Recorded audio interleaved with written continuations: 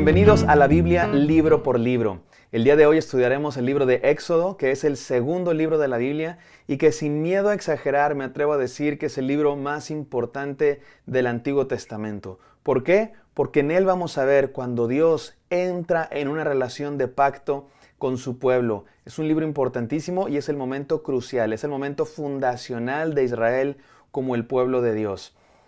Cuando estudiamos el libro de Génesis, dijimos que el libro de Génesis era algo así como los orígenes del pueblo de Dios. Como cuando tú tienes un personaje muy importante de una película y te sabes todas sus películas originales y después te cuentan cómo comenzó a existir ese superhéroe. Génesis son esos precuelas, historias que nos cuentan los orígenes del pueblo de Dios. Pero el libro de Éxodo es el que nos cuenta la historia del pueblo de Dios. Aquí se fundó el pueblo de Dios y eso es importantísimo. Y vamos a entender que hay dos temas que corren de principio a fin en el libro de Éxodo. El primero es la liberación de Dios. Dios va a liberar a su pueblo, los va a sacar de la esclavitud de manos de Faraón en Egipto y los va a traer al monte de Dios para adorar a Dios con la promesa de que los va a llevar a la tierra prometida. Entonces el primer tema es la liberación de Dios y el siguiente tema es el pacto de Dios. Dios los va a sacar de Egipto para que vayan al monte a adorar a Dios, al monte Sinaí o monte Horeb, que es el mismo monte con dos nombres diferentes, y en ese monte Dios va a hacer un pacto con su pueblo y ese es el momento crucial de todo el Antiguo Testamento.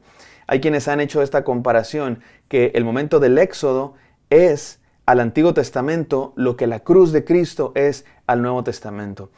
Y creo que es una verdadera afirmación. De hecho, hay muchas similitudes con la liberación de Dios en Egipto, con la cruz de Jesucristo, y bueno, ya las veremos en algún momento. Por lo pronto vamos a entrar a nuestro estudio del libro de Éxodo, y vamos a estudiarlo en 5 partes. Hay 5 partes que vamos a estudiar el libro de Éxodo. La primera es la más larga, que son los capítulos del 1 al 19, del 1 al 18, así es que me voy a tomar un poco de tiempo más en esa parte. Vamos entonces de lleno a entrar al estudio de Éxodo.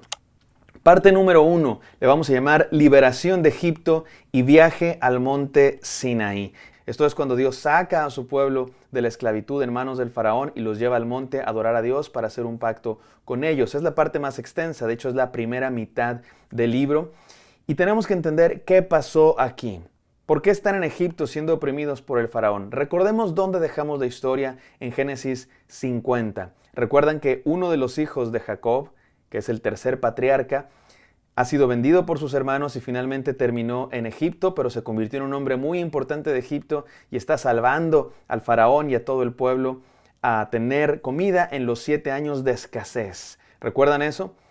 Y sus hermanos que lo habían vendido vienen a Egipto para pedir comida porque hay escasez en toda la tierra, menos en Egipto porque Dios está bendiciendo a José. Y bueno, ya contamos toda esa historia, cómo se perdonan los hermanos y finalmente se traen a toda la familia. Así es que Jacob, el tercer patriarca, y las 12 tribus de Israel, que en este caso, en este momento son solamente 12 personas, migran, dejan la tierra prometida y llegan a vivir a la tierra de Egipto, donde al principio les va muy bien. En este momento no son un gran pueblo, son una familia de unas 70 personas. Y al principio todo les va muy bien, pero resulta que pasan los años, pasan las generaciones, incluso 4 siglos, y finalmente terminan siendo esclavizados. ¿Por qué? Porque hay una nueva dinastía en Egipto que no se acuerdan nada de lo que hizo José y empiezan a esclavizar a los hebreos, como les van a llamar los egipcios al pueblo de Dios, a Israel en este momento. Entre paréntesis, ¿sabes que esto encaja perfectamente bien con lo que los historiadores conocen acerca de la historia de Egipto? Los egiptólogos, gente que se dedica a estudiar la historia de Egipto, que se puede hacer muy bien porque hay muchos jeroglíficos, muchas inscripciones, y cuando digo muy bien, lo digo entre comillas, comparado con cómo se estudian algunos pueblos de la antigüedad. Por supuesto que cualquier pueblo de la antigüedad es difícil de estudiar porque no tenemos cámaras, no tenemos diarios, solo tenemos algunas inscripciones, pero Egipto es de los más documentados porque tenían una escritura jeroglífica que se hacía en piedra y en papiros que se conservan mejor que los materiales de otros pueblos. Y lo sabemos de ciencia cierta, que existió un periodo de la vida de Egipto como reino que se llama el segundo periodo intermedio. Y en ese segundo intermedio sabemos que hubo migraciones de pueblos del norte que se asentaron en Egipto y de hecho uno de esos pueblos, llamados los Hicsos, lograron hacerse con el poder del imperio egipcio. Así es que durante esa época en el poder de Egipto, los faraones no eran de raza egipcia. Sí eran egipcios porque gobernaban sobre Egipto, pero tenían otros aspectos culturales, se llamaban los Hyksos. Y la mayoría de los historiadores consideran que fue justo en esa época cuando José llegó a Egipto, y por eso es posible que José haya llegado a ser una persona importante en Egipto. Otros faraones, otras dinastías, jamás hubieran permitido que un hebreo llegara a una posición alta de poder. Pero los Hyksos, ellos mismos, pueblos del norte, también de raza semítica, era muy plausible que si en algún momento un hebreo como José llegara a una posición de poder, fuera justamente en esa época. Y es justamente la época en que el pueblo de Dios llega a Egipto, cuando los Hyksos gobernaban sobre este reino. Sin embargo, pasaron los años, los Hyksos fueron derrocados y una vez más subieron al poder gobernantes de una nueva dinastía, egipcios de raza egipcia, ahora sí, mucho menos abiertos a recibir en sus cúpulas de poder a otros pueblos y mucho más hostiles contra pueblos extranjeros, y fue justamente en esa época cuando empezaron a esclavizar a los judíos, a los no judíos, sino a los hebreos, israelitas y a todas las tribus de Israel. Judíos es una designación que refiere específicamente a la gente de la tribu de Israel y que no vamos a encontrar en la Biblia sino hasta mucho después. Así es que no vale, por lo pronto le llamamos al pueblo de Dios hebreos o Israel, israelitas. Y bueno, entonces tenemos que esta es la dinastía 17 que está gobernando sobre Egipto y que van a oprimir al pueblo de Dios, al pueblo de Israel. ¿Sabes que hay muchos faraones famosos de esta dinastía? ¿Has escuchado hablar de Akenatón, Tutankamón, Nefertiti, Nefertari, Seti I y probablemente el faraón de la época del Éxodo, Ramsés II? Se nos cuenta que el faraón oprimía a Israel, oprimía al pueblo de Dios y los obligaba a construir algunas ciudades. Una de ellas se llamaba Pi-Ramesés, precisamente como el nombre de uno de los faraones de la dinastía 17. Cierro el paréntesis respecto al contexto histórico y volvamos ahora a la palabra de Dios, volvamos a la Biblia. Dios escucha el clamor de su pueblo. Están siendo esclavizados porque ha venido un faraón que no conocía a la familia de José, como nos dice la Biblia y nos dice la historia. Y Dios escucha el clamor de su pueblo y se propone hacer algo. El faraón en este momento está haciendo cosas terriblemente malas. Está oprimiendo al pueblo, les está dando doble carga de trabajo, no les da paja. Y Dios bendice a su pueblo. El pueblo sigue multiplicándose y llenando la tierra. Lo cual es un eco de lo que Dios le dijo a Adán y Eva. ¿Se acuerdan? Que multiplicaran y llenaran la tierra. Vemos cómo este es el pueblo de Dios que está restaurando aquel momento inicial y bueno de la creación. Y bueno, el faraón sigue matando gente y quiere matar a todos los niños hebreos. Como ellos siguen creciendo, el faraón se propone matar a todos los niños hebreos. Y les dice a sus parteras egipcias que cada vez que ayuden a una mujer hebrea a parir, que ahogan al niño en el río. Y hay un par de parteras que no lo hacen, que se oponen al faraón, que se oponen a este poder maligno y digamos que apoyan al pueblo de Dios, siendo ellas egipcias. Y este tema lo vamos a ver en varios momentos de la historia del pueblo de Dios, que extranjeros que no son del pueblo de Dios, digamos que se vuelven del lado de Dios porque reconocen que en Él está la verdad. Y una de estas mujeres hebreas se llamaba Josabed o Jocabed, depende cómo hagamos la traducción del hebreo, y ella tiene a su hijo y no quiere que lo maten, entonces lo esconde en una canastilla y lo pone en el río.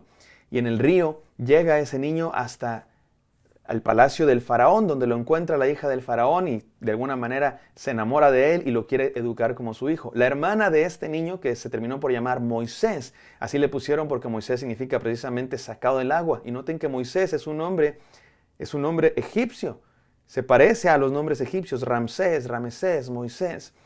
Y la hermana de Moisés, Miriam o María, también depende cómo hagamos la traducción, le dice a la hija del faraón que ella conoce una nodriza, una mujer que lo puede amamantar. Así es que Moisés crece en la casa de su madre, siendo amamantado por él hasta que llega la época de destetarlo y regresa al palacio de faraón. Y ahí es donde va a crecer Moisés durante 40 años. Es interesante que la vida de Moisés se va a dividir en 3 periodos de 40.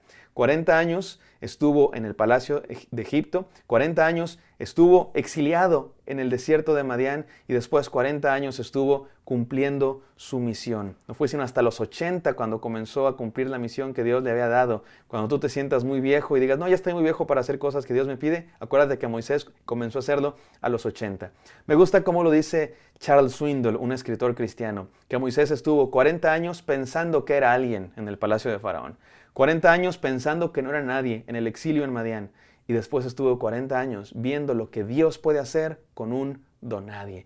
Y eso es muy bonito. Pero bueno, Moisés crece en el palacio del faraón. Al parecer él sabía que era hebreo. Su madre le había enseñado probablemente cuando lo amamantaba. Y Moisés parece que a lo mejor incluso tenía alguna especie de deseo ya desde entonces de liberar a su pueblo, porque ve que un egipcio está maltratando a un hebreo y él lo detiene y mata al egipcio y lo entierra en la arena. Después ve a 2 hebreos peleando y como que se quiere convertir en caudillo, les dice, oigan, no peleen, como diciéndoles, mejor unámonos en contra del faraón. Pero aquellos 2 hebreos no le hacen caso y le dicen, nos vas a matar como mataste a aquel egipcio. Moisés se siente descubierto y huye. Y ahí es cuando comienza su segundo periodo, el segundo periodo de Moisés, los segundos 40 años, cuando huye a la tierra de Madián. ¿Quiénes son los madianitas? Los madianitas descienden de Abraham también. Abraham, el personaje tan importante de la segunda parte de Génesis, tuvo 2 hijos al principio, Ismael y luego el hijo de la promesa, Isaac. Pero después que muere su esposa Sara, Abraham tuvo una segunda esposa o tercera mujer, ¿verdad? Porque Agar nunca fue su esposa, sino su concubina, que se llamó Sétura. Y con Sétura tiene muchos otros hijos, uno de ellos es Madián. Así es que los madianitas son parientes de alguna manera con los hebreos y ahí se esconde Moisés durante 40 años. Ahí conoce a la que será su esposa, Séfora, y ahí está apacentando a las ovejas de su suegro. Hasta que cuando tiene 80 años, Moisés está apacentando las ovejas de su suegro cerca del monte Horeb. Y ahí ve una zarza ardiendo, un arbusto que está encendido en fuego, lo cual no es raro, está en el desierto, eso pasa con algunos arbustos, pero no se consume y no se consume y no se consume y sigue ardiendo por días. Y Moisés dice, ¿qué está pasando? Va a ver. Y aquí ocurre una escena importantísima. Primera escena importantísima del libro de Éxodo. Resulta que el ángel de Dios le empieza a hablar desde la zarza ardiendo. ¿Quién es el ángel de Dios? Hay muchas especulaciones. Puede ser un ángel, uno de los ángeles de Dios. Puede ser Dios mismo y es una manera de representar a Dios. Y algunos piensan que se trata de Jesucristo. Y esa interpretación me parece a mí la que queda mejor con todo el testimonio de la Biblia entera. El punto, Jesucristo preencarnado, ¿verdad? Antes de ser el verbo hecho carne. Sea como sea, Dios le habla en la zarza ardiendo y le dice, quita el calzado de tus pies porque el lugar que pisas es santo. Y Dios empieza a hablar con Moisés y en resumen, Dios lo llama y le dice, he escuchado el clamor de mi pueblo. Vean cómo es Dios. Dios es un Dios compasivo, que escucha, que oye cuando su pueblo llora. He escuchado el clamor de mi pueblo y los voy a liberar de mano de Faraón con grandes prodigios, con maravillas.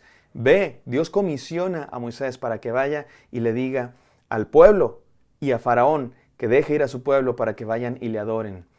Me parece muy interesante y me parece muy importante que notemos que cada vez que Dios habla de que va a liberar a su pueblo, da la razón para que vayan y me adoren. Dios va a sacar a su pueblo precisamente para hacer un pacto con ellos, para formar una comunidad de adoradores de Dios en el monte Sinaí. Moisés pone excusas y pone excusas y pone excusas.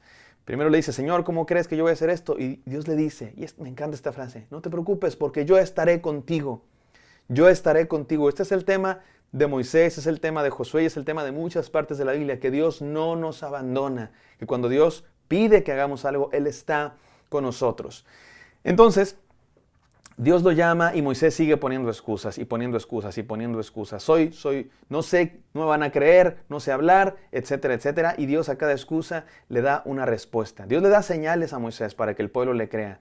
Le da la señal de su vara que se convierte en serpiente y le dice, tómala de la cola. Tú sabes que eso no se debe hacer, las serpientes no se agarran de la cola, pero Moisés la agarra de la cola y se convierte otra vez en la vara. Mete tu mano en tu vestido y la sacas y está llena de lepra, la vuelves a meter y se le quita la lepra. O toma agua del río y luego derrámala en la tierra y se convierte en sangre. Dios da estas señales a Moisés para que compruebe que es Dios el que le ha hablado. Noten cómo Dios de alguna manera regaña a Moisés por su falta de fe. Yo voy a estar contigo, Moisés, no te preocupes, pero al mismo tiempo lo entiende y le da señales para que el pueblo le crea. Y finalmente Moisés dice, soy tartamudo, no sé hablar, ¿cómo voy a hablar con Faraón? ¿Cómo voy a hablar con el pueblo? Dios le dice, no te preocupes, yo te voy a ayudar con tu hermano Aarón. Te vas a encontrar con tu hermano Aarón y él te va a servir a ti como profeta. Tú le vas a servir como Dios y él te va a servir a ti como profeta. Este pasaje es impresionante porque Dios le dice a Moisés, tú vas a hacer algo así como Dios para Aarón. No hay que malentender ni malinterpretar este pasaje. No significa que Moisés sea divino ni sea Dios.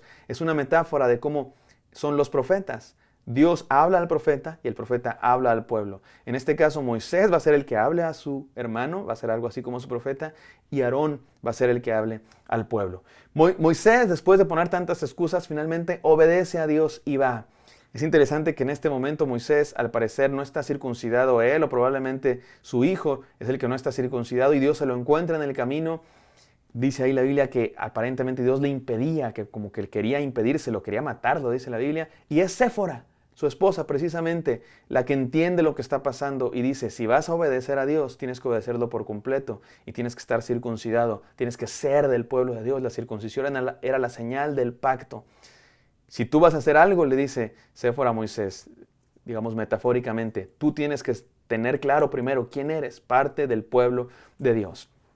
Después llegamos entonces, cuando Moisés llega a Egipto, a una parte importantísima del libro de Éxodo, que es la parte de las plagas. Las 9 plagas de Egipto y una 10ª plaga, que claramente es especial y diferente. Estas 9 plagas de Egipto tenemos que entenderlas como una batalla entre Dios y los falsos dioses. Una batalla entre Dios y el faraón egipcio, porque cada una de estas plagas tiene que ver con algo que los egipcios adoraban, que consideraban sagrado o que consideraban dioses. El río, los animales, el cielo, el sol, etc. Y es interesante que Dios muestra con estas plagas que Él es más fuerte que cualquiera de los dioses de Egipto, incluso más fuerte que el faraón, que en Egipto, sobre todo en esta época, en la dinastía 17, los faraones eran considerados dioses. Hay quien les ha tratado de encontrar explicación científica a las plagas. Déjenme ir yendo una por una y ver lo que algunos dicen que son estas explicaciones científicas de las plagas. El río se desbordó, probablemente hubo exceso de lluvias allá donde nace el río Nilo, y el río se desbordó, y al desbordarse trajo muchos minerales que había agarrado en las laderas del río, y eso hizo que se convirtiera en un color rojizo, y esa es la primera plaga. ¿Recuerdan? Que el río se convierte en sangre. Probablemente ese exceso de minerales mató a algunos peces, y los peces pues obviamente traen sangre también, y eso hizo que el río se convirtiera en agua. Con los peces muertos y el río contaminado, muchas de las ranas salieron del río y fueron a habitar en las casas, y tenemos la segunda plaga, la plaga de las ranas. Pero después pronto murieron esas ranas porque no están acostumbradas a un cambio de hábitat, y la muerte de las ranas trajo consigo moscas y mosquitos, que son las siguientes plagas, lo cual moscas y mosquitos hizo que se enfermara el ganado. Al abundar las moscas y los mosquitos que transmiten enfermedades, mucho del ganado también murió, y esa es la cuarta plaga. Y eso también afectó a los seres humanos, las llagas, con lo que tenemos la quinta plaga. El mismo fenómeno que había hecho que trajeran muchísima lluvia y que se desbordara el río Nilo, también provocó que hubiera granizo.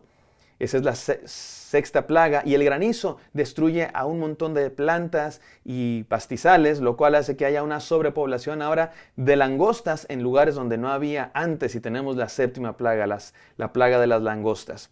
Y finalmente, la plaga número 8, la oscuridad era provocada por las tormentas de arena que trajeron también todo ese desborde del río, y tenemos la plaga novena.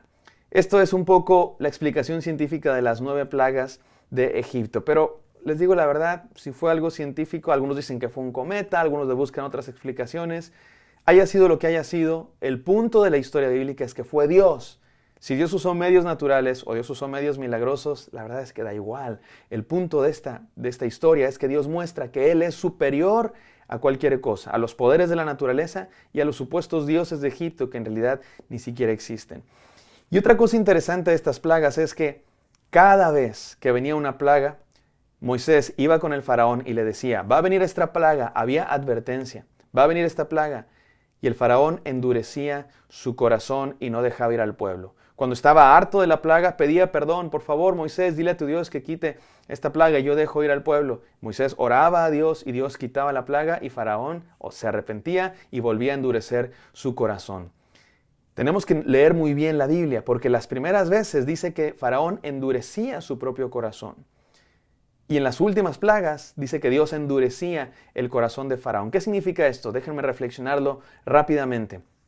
Número uno, es Faraón el que endurece su corazón. Y Dios lo sabe. Desde que Dios llama a Moisés, ahí en la zarza, Dios le dice, Faraón va a endurecer su corazón. Así es que es Faraón el que está endureciendo su corazón. Y después, ¿por qué dice que Dios endurece su corazón? Déjenme reflexionar dos cosas. Número uno, es una manera en que la Biblia nos dice que esto no se le sale de las manos a Dios. El endurecimiento del corazón del Faraón no es como que Dios, ay, no puede ser, yo quería sacar a mi pueblo, pero el Faraón no quiere. No, es una manera de el libro decirnos que Dios está a cargo. Así haya poderes tan grandes como el Faraón, que es todopoderoso, lo digo entre comillas, ¿verdad? Políticamente hablando, ni eso le hace frente a Dios, porque está dentro de los planes de Dios. Y eso es lo que quiere decir la Biblia cuando dice que Dios endurece su corazón. Y la segunda cosa es que hay seres humanos que cruzan un límite. Las primeras veces, las primeras plagas, era Dios dándole oportunidades a Faraón de que arrepintiera. Arrepiéntete, arrepiéntete, pero Faraón endurecía su corazón. Pero al parecer el Faraón cruzó un límite. Llegó a un punto de no arrepentimiento. No porque Dios no lo pueda perdonar, sino porque él decidió absolutamente, definitivamente, no someterse a Dios. Y Dios lo entregó, como dice el Nuevo Testamento, lo entregó a su maldad. Y digamos que dejó que endureciera su corazón. Y eso se refiere a la Biblia cuando dice que Dios endureció el corazón de Faraón. Y en cada una de las plagas volvía Faraón a decir perdón y otra vez a endurecer su corazón, hasta que llegó la 10ª plaga, que es la plaga más importante porque es la muerte de los primogénitos. Y es la más importante porque a partir de esta plaga se va a establecer un pacto muy importante que es el que vamos a llamar Pascua. Dios va a establecer un ritual muy importante con su pueblo que va a ser llamado Pascua. Dios dice que va a pasar por en medio de todas las familias de Egipto y que va a herir a los primogénitos de todas las familias de Egipto esa noche, la noche de la Pascua. Y que su pueblo tiene que prepararse muy bien. ¿Y cómo se van a preparar? Realizando la Pascua. ¿Y qué es eso de la Pascua? Bueno, va a ser un ritual que va a consistir en comer hierbas amargas que representan la amargura de la esclavitud, comer pan sin levadura que representa la pureza del pueblo de Dios. Tienen que purificarse para hacer este pacto con Dios sin el fermento de la levadura. Y tienen que comer y sacrificar un cordero. Cada familia se va a encariñar con un cordero y después lo van a sacrificar. Un cordero que alcance solo para la familia. Y si son pocos, pues que se junten contra otra familia porque nada tiene que sobrar, porque van a salir esa misma noche, van a huir de Egipto. Y ese cordero va a ser muy importante porque es una representación del perdón de pecados. A partir del sacrificio de ese cordero, el pueblo va a ser purificado. Y por supuesto que en última instancia apunta a Cristo Jesús. Y con la sangre de ese cordero iban a poner señales de sangre en el dintel, en el marco de la puerta de cada casa, para que cuando pase Dios, el ángel de Jehová, perdone a las familias que han celebrado este pacto. Y este pacto va a ser importantísimo porque va a ser una fiesta que los hebreos, los israelitas, van a tener que celebrar todos los años de su vida. Y hasta la fecha, los judíos lo siguen celebrando. Y los cristianos, de alguna manera, seguimos celebrando esto cuando celebramos la Cena del Señor, la Santa Cena, porque la Santa Cena es una reinterpretación de la Pascua, o más bien es el cumplimiento de la Pascua. Jesucristo celebró esta fiesta.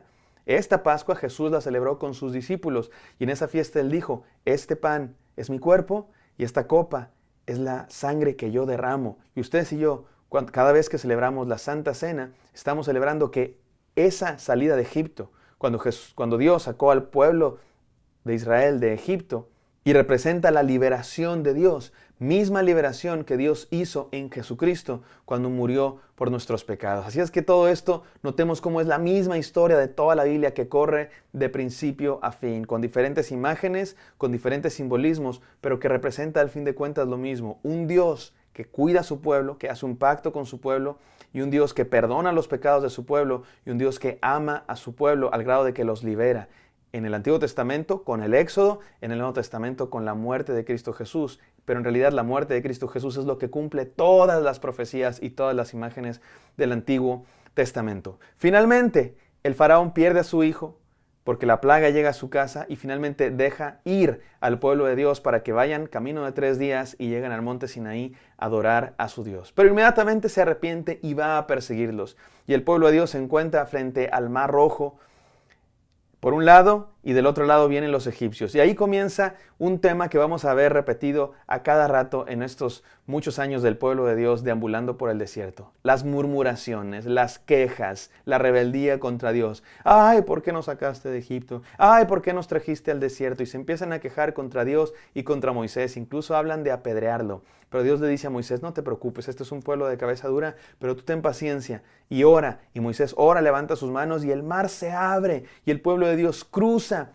por el medio del mar con la pared de agua de un lado y la pared de agua del otro y llegan al final. Y el faraón intenta también cruzar, pero Dios cierra las aguas del mar y ahí se ahoga y ahí se destruyen los carros del faraón, como dice la canción, que precisamente eso es lo que pasa después. Miriam, la hermana de Moisés, canta una canción, una de las primeras canciones en la Biblia, que nos celebra el poder de Dios, la bendición de Dios y el hecho de que Dios es el rey por sobre todo el mundo.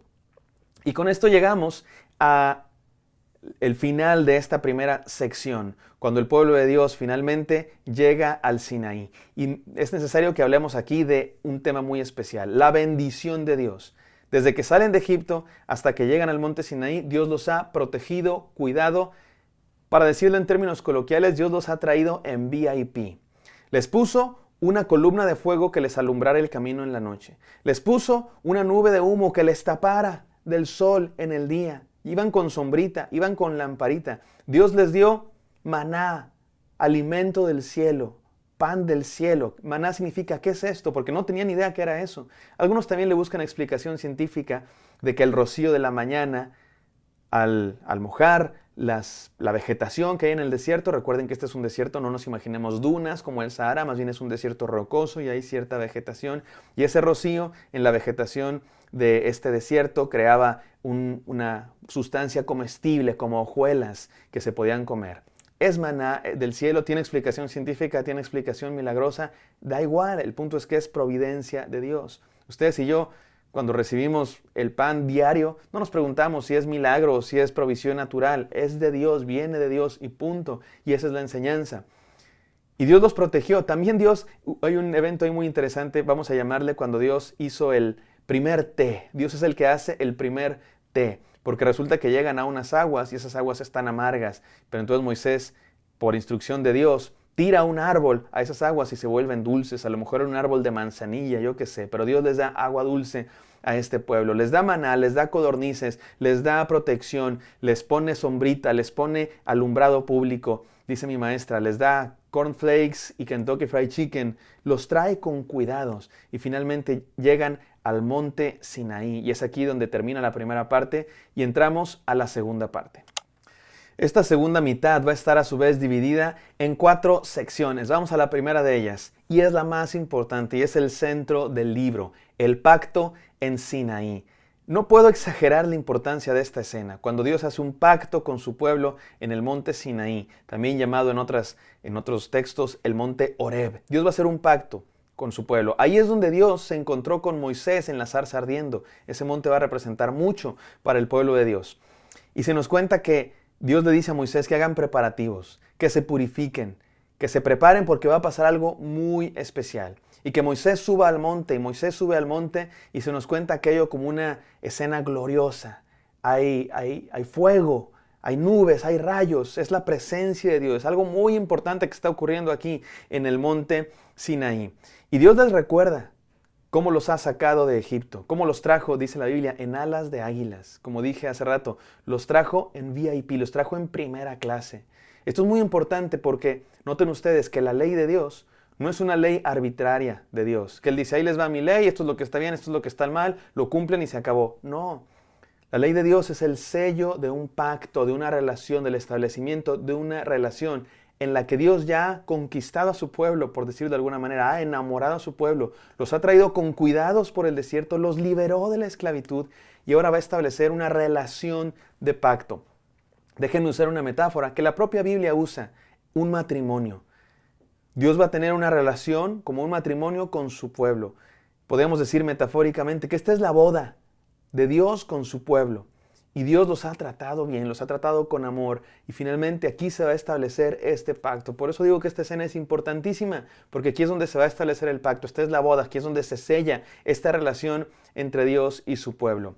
Y Dios habla con Moisés como representante del pueblo, y es aquí en Éxodo 20 donde Dios le da los 10 mandamientos, que son importantísimos. Y no vamos a estudiar aquí en detenimiento, pero podemos decir que en la primera tabla de los 10 mandamientos tenemos la relación de Dios con su pueblo. No tendrás dioses ajenos, no tomarás el nombre de Jehová tu Dios en vano, no te harás imágenes y guardarás el sábado. Los primeros 4 mandamientos tienen que ver con la relación de Dios y su pueblo. Y los siguientes 6 mandamientos, la segunda tabla de la ley, tienen que ver con la relación entre ellos, la relación del pueblo con ellos mismos, las relaciones entre ellos. No matarás, honrarás a tu padre y a tu madre, no adulterarás, no dirás falso testimonio, no codiciarás, etc. Y este es el grupo de leyes más importantes porque son las leyes, digamos, fundamentales, absolutas, que no tienen que ver con casos específicos, como muchas otras leyes. Cuando estés en tal situación, cuando se muera tal animal, cuando tengas tal esclavo, estos 10 mandamientos son las leyes, algunos estudiadores les llaman apodícticas. No se preocupen por esa palabra, simplemente significa que son absolutas, que no dependen de cierto caso, sino que son fundamentales. Y Moisés le dice al pueblo, por parte de Dios, ¿quieres hacer este pacto? Es como la pregunta, ¿no? ¿Acepta a tal como tu esposa? ¿Quieren cumplir este pacto? Y todo el pueblo responde, sí, al Señor obedeceremos y solo a Él serviremos. Y aquí se sella este pacto. Y después en los capítulos 20 al 23 tenemos algo que los estudiosos de la Biblia llaman el libro del pacto. Y aquí vamos a encontrar 2 tipos de leyes. Y es muy importante que entendamos estos 2 tipos de leyes. Porque miren, después en la ley de Dios vamos a encontrar leyes muy extrañas. Pero en esta sección, el principio, encontramos 2 tipos de leyes. Leyes que tienen que ver con la adoración. Recuerdan que Dios liberó a su pueblo para ir a adorar al monte, así es que vamos a tener leyes de la adoración. Es Dios el que dice cómo hay que adorarle. No adoramos a Dios a nuestra manera, Dios nos dice cuál es su manera. Y número 2, leyes de justicia social. Otra vez, nuestra relación con Dios y nuestra relación con los seres humanos. Adoración y justicia social. Justicia al extranjero, a las viudas, a los esclavos. El pueblo de Dios va a ser un pueblo especial y diferente. Mientras todos los otros pueblos tratan mal a sus esclavos, el pueblo de Dios los va a tratar bien. Mientras todos los demás pueblos tratan mal a las mujeres y a los extranjeros, el pueblo de Dios va a tener consideración. Y yo sé que todas estas leyes van a parecer bien raras a ojos modernos. Claro, 4000 años después nos van a parecer bien raras. En aquella época eran leyes importantes y eran leyes muy diferentes a las de otros pueblos. No totalmente descontextualizadas. Por supuesto que el pueblo de Dios está en un contexto donde hay guerras, donde hay esclavitud, donde hay discriminación, donde hay machismo, donde hay violencia. Está en ese contexto.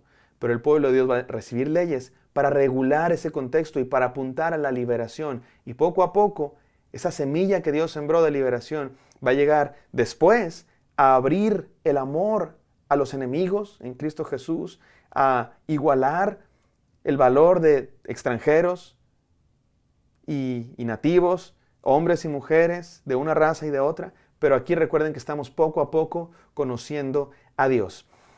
Y finalmente llegamos al capítulo 24, donde hay una confirmación de ese pacto y se hace una especie de comida con 70 ancianos que también suben, no hasta arriba del monte donde Dios encontró a Moisés, sino solo a una parte, y se hace una comida y se hace un ritual, se mata un animal también en señal de perdón de los pecados y la sangre es tirada al suelo y rociados todo el pueblo y se hace una comida y se sella este pacto. Y con eso tenemos el final de esta primera parte. El pacto en el Sinaí, la primera parte de la segunda parte. Después tenemos la siguiente sección que le vamos a llamar las instrucciones para el tabernáculo y el culto. Desde los capítulos 25 al 31 van a ser descripciones amplias de cómo debe ser el tabernáculo, de cómo deben ser las cosas, el mobiliario del tabernáculo, de cómo deben ser los sacerdotes y de cómo se van a consagrar los sacerdotes. Aquí es donde se consagran Aarón y sus hijos como el sumo sacerdote y los que finalmente también serían sumo sacerdote. De cómo deben ser los que hacen el tabernáculo, los artesanos. Y una cuarta cosa, la obediencia del sábado. Guardar el sábado porque Dios descansó. En resumen, son instrucciones sobre la adoración. Pero aquí hay algo muy importante. ¿Qué representa el tabernáculo y qué representa una de las piezas más importantes del mobiliario del tabernáculo, que es el arca de la alianza? Representa la presencia de Dios. Esto es muy importante porque recuerden, Dios está haciendo pacto con su pueblo. Y en todo pacto hay símbolos. Cuando te casas te dan un anillo. Cuando compras una casa firmas unas escrituras. Aquí también hay símbolos que representan esta unión, este pacto que Dios está haciendo con su pueblo. Uno de ellos es el tabernáculo. ¿Qué representa el tabernáculo? Tabernáculo significa habitación o habitar. Dios habita en medio de su pueblo. El tabernáculo representa la presencia de Dios con su pueblo. Y número 2, el arca de la alianza. Como su nombre lo dice, esta arca representa el pacto de Dios con su pueblo. Algunos piensan que el arca de la alianza es como un trono de Dios. Otros pueblos llevaban a sus dioses, sus figuras de madera o de piedra, a las guerras y a los lugares donde iban, y los llevaban montados en algún animal. En el pueblo de Dios no se hacen imágenes de Dios, pero esa arca representa que Dios está no solamente sobre esos querubines, sino sobre toda la tierra, porque Él es rey de toda la tierra. Bueno, y en esa arca también se guardan algunos elementos especiales, como las tablas de la ley, como el maná, como la vara de Aarón, cosas que recuerdan el pacto de Dios con su pueblo. Y esta es esta segunda parte de la segunda mitad, las instrucciones para el tabernáculo y el culto. Después tenemos otra sección que también es crucial, va a ser la ruptura y la renovación del pacto. Dios le dice a Moisés, sube al monte y ahora te voy a dar todo esto que te he dicho, los 10 mandamientos, el libro del pacto y todas las leyes que te he dicho hasta ahora, las voy a escribir, dice Dios, y te las voy a dar. Entonces Moisés sube otra vez al monte Sinaí y el pueblo se queda abajo, pero resulta que Moisés está tardando y se tarda más de lo que el pueblo está dispuesto a esperar y el pueblo se empieza a desesperar. ¿Dónde está Moisés? Y vienen otra vez las quejas, las murmuraciones y las dudas y la rebeldía. Y empiezan a decir, mejor nos hubiéramos regresado a Egipto, nos vamos a quedar aquí a morir en el desierto. Un pueblo de cabeza dura, no se han dado cuenta de cómo los ha tratado Dios. Acaban de decir que sí al pacto. Y esto es importantísimo, mis queridos hermanos, porque noten ustedes cómo se contrasta la fidelidad de Dios y la infidelidad del pueblo, que no se esperaron ni a la luna de miel, o sea, en la propia boda, y ya están empezando a ser infieles. Construyen un becerro de oro, y es interesante notar que este becerro de oro no era otro Dios. Dicen ellos, este es el Dios que nos sacó de Egipto. Va a ser fiesta a Jehová, dice Aarón. Mañana va a ser fiesta a Jehová. Denme todos sus utensilios de oro, porque mañana va a ser fiesta a Jehová. Y dice Aarón, como para excusarse, yo fundí todas estas joyas y salió este becerro de oro. Después le va a decir a Moisés, así como, esto es lo que salió, como que yo no se lava las manos. Y Aarón les dice, estos son los dioses que los sacaron de tierra de Egipto. Noten ustedes que no están tratando de adorar a otro Dios, están tratando de adorar a su Dios, al Dios que los sacó de Egipto. El problema es que lo están tratando de adorar a su manera.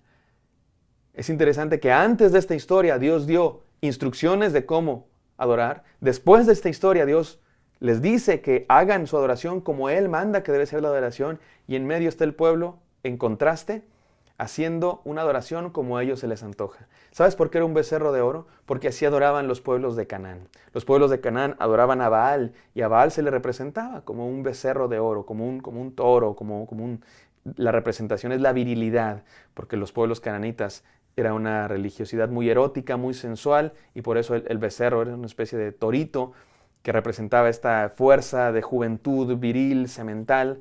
Y el pueblo de Dios trata de adorar a Dios como un becerro de oro, lo cual es una adoración terrible porque están tergiversando quién es Dios. Les acaban de decir que no se hagan imágenes, acaban de aceptar a Dios y ellos lo quieren adorar a su manera. Josué escucha todo el griterío que traen abajo, esta fiesta de adoración a Dios a su manera, y le dice a Moisés, Moisés escucha y dice, no es guerra como tú piensas, Josué. Son gritos y danzas y Moisés desciende y se llena de ira y dice que destruye las tablas de la ley y después también pulveriza el becerro de oro y lo funde y obliga a los instigadores a que se lo beban. Y luego llama a los levitas, y aquí hay escenas honestamente no siempre del todo agradables, pero junta a algunos levitas y dicen, vamos a hacer juicio contra aquellos que han hecho esta maldad. Y sí, mueren como 3,000 de aquellos que habían instigado esta adoración pagana. Y hay aquí una escena muy interesante porque Dios le dice a Moisés, Moisés, quítate, voy a destruir a este pueblo y contigo voy a empezar un nuevo pueblo. Me parece que es una prueba para Moisés, porque Moisés dice, no, ¿cómo crees, Señor? Señor, piensa en tu reputación. Tú sacaste a este pueblo de Egipto. ¿Qué van a decir todos? Que lo sacaste y como no pudiste meterlos en la tierra, los mataste. Señor, no lo hagas. Me parece que es una prueba de Dios para Moisés, porque Dios quiere que Moisés esté preparado para lo que sigue. Faltan 40 años de andar en el desierto. No es como que Moisés convence a Dios. Como que Dios dice, no, sí es cierto, tienes razón, Moisés. Creo que más bien Dios está probando a Moisés porque Dios quiere que Moisés esté preparado para lo que va a venir. Le va a tocar una tarea muy difícil a Moisés durante 40 años. Y también me parece que Dios está revelando algo. Dios le está queriendo decir algo a Moisés. Que Él es un Dios que cumple sus promesas.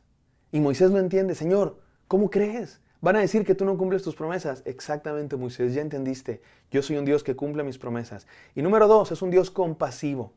Aquí es donde se va a decir una de las frases más famosas de toda la Biblia. Es más, es la descripción de Dios que más se repite en la Biblia. Es el texto bíblico que más se repite en la Biblia.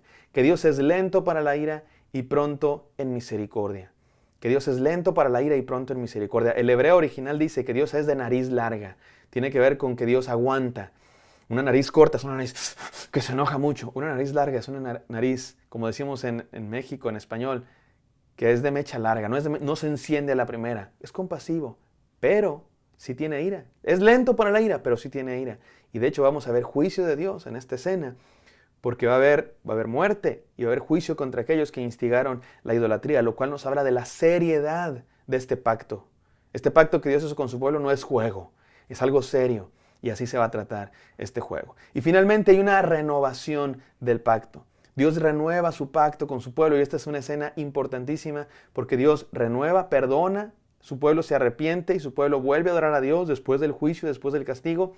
Y otra vez se vuelven a escribir las tablas de la ley y el pueblo, digamos que ha renovado el pacto. Apenas se acaban de casar y ya están teniendo que hacer renovación de votos. Y así llegamos a la última parte, la última sección de todo el Éxodo, la construcción del tabernáculo. Se construye el tabernáculo, nos hablan acerca de las ofrendas que se van a dar en el tabernáculo, quiénes van a ser los artesanos que construyan el tabernáculo y después se nos describe ampliamente, estas son secciones a veces un poco tediosas, difíciles de leer porque se nos describe con santo y seña, cuánto va a medir cada porción, cuántos aros van a tener, de qué color van a ser las telas, etcétera, etcétera. Y finalmente se culmina el tabernáculo y se dedica el tabernáculo. Y esto es una escena muy importante, porque se nos está diciendo que Dios habita en medio de su pueblo. Y resulta que hacia el final de Éxodo capítulo 40, lo que vamos a tener es que está construido finalmente el tabernáculo, pero Moisés no podía entrar en el tabernáculo. Mira cómo dice el capítulo 40, versículo 35. Y no podía Moisés entrar en el tabernáculo de reunión porque la nube estaba sobre él y la gloria de Jehová lo llenaba. Esto es importante porque recuerden que el tabernáculo tiene el lugar santísimo, que es donde solamente el sumo sacerdote entraba. Moisés entraba y tenía un encuentro con Dios. Y se nos cuenta que cada vez que eso hacía, la nube venía al tabernáculo y Moisés tiene un encuentro con él. Pero antes de eso, mis queridos hermanos, y aquí es donde acaba el libro de Éxodo, y me interesa mucho que todos noten cómo acaba el libro de Éxodo, como de que algo le falta, porque no pueden entrar al lugar santísimo, algo falta, algo necesita entender el pueblo. Y eso es tema del siguiente libro de la Biblia, el libro de Levítico, que nos va a hablar que algo le falta al pueblo. Si quieres saber qué es eso, no te pierdas el siguiente video. Pero antes, déjame terminar con una cosa muy importante que no he mencionado hasta hoy y con esto quiero cerrar. Cuando Moisés se encontró con Dios en la zarza ardiendo, hubo algo muy importante que pasó, además de la comisión de Moisés para la misión que va a efectuar. Y es que Dios revela su nombre. Hasta antes de esto no conocemos el nombre de Dios, por lo menos en la historia. En Génesis ya se le ha llamado Jehová, pero porque el Génesis se escribió después, cuando ya sabíamos que Dios se llamaba Jehová. Pero cronológicamente, en la narración de la historia, como ocurrieron los hechos, fue aquí donde Dios reveló su nombre. Moisés le pregunta a Dios, ¿quién eres? Dios se presenta como el Padre, el Dios de sus padres, Abraham, Isaac y Jacob. Es interesante que Dios se presenta como en relación a seres humanos, como diciendo, yo soy el Dios de esta historia. Y eso es importante entenderlo, porque el Dios de la Biblia no es un Dios de la filosofía, un Dios cósmico, es el Dios de una historia en particular que se asocia con nombres propios, Abraham, Isaac y Jacob. Y Moisés le dice, ¿pero qué nombre les voy a decir? ¿Qué nombre, qué Dios les digo que me llamó? Y Dios le dice, ¿quieres saber mi nombre? Ahí te da mi nombre, Yahvé, que significa yo soy el que soy. En el hebreo no hay conjugación de tiempo en los verbos, así es que bien podría ser también yo soy el que voy a ser. ¿Cómo entender este nombre de Dios? Hay varias posibilidades. Hay quienes lo tratan de entender filosóficamente, como que Dios es el que es, el único que es. Los demás dioses necesitan quien los adore, necesitan existir en concreto, en forma material. porque no son, simplemente existen porque alguien los adora, porque alguien los fabrica. Dios no. Dios no necesita que nadie le dé existencia. Él es porque es. Es el Dios que existe más allá de que lo adoren o que lo creen. Dios es y punto. Antes de que exista cualquier cosa, Dios es.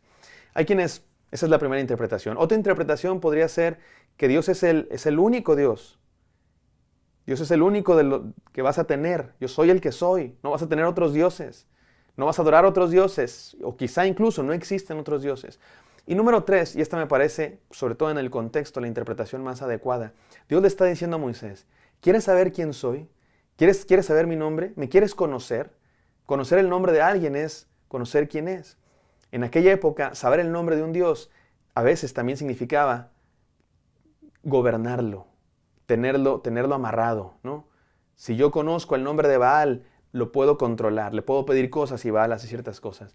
Lo que le está diciendo Dios a Moisés es, yo soy el Dios que no me puedes controlar. Yo soy el Dios que no puedes encajonarme en un nombre y en una figurilla, porque yo soy un Dios libre. Y si me quieres conocer, Moisés, y aquí viene lo más importante, si me quieres conocer, me vas a conocer en mis actos, en mis hechos. Yo soy el que voy a hacer. Me vas a conocer en lo que yo voy a hacer. Cuando veas cómo libero a este pueblo, con grandes prodigios y señales, y cómo los llevo por el desierto hasta meterlos en la tierra prometida. Y me encanta esta enseñanza para terminar, porque mis queridos hermanos, así es como conocemos mejor a Dios. No conociendo sus 20 atributos, como algunos teólogos quieren hacer, sino viendo lo que Dios hace en tu vida y viendo lo que Dios ha hecho en la historia. Y por eso estamos estudiando la Biblia, para conocer a Dios. Que Dios te bendiga. Espero que este video haya sido útil para ti. Si te gustó, déjanos tus comentarios, dale like, suscríbete a nuestra página y no dejes de compartir. Que Dios te bendiga.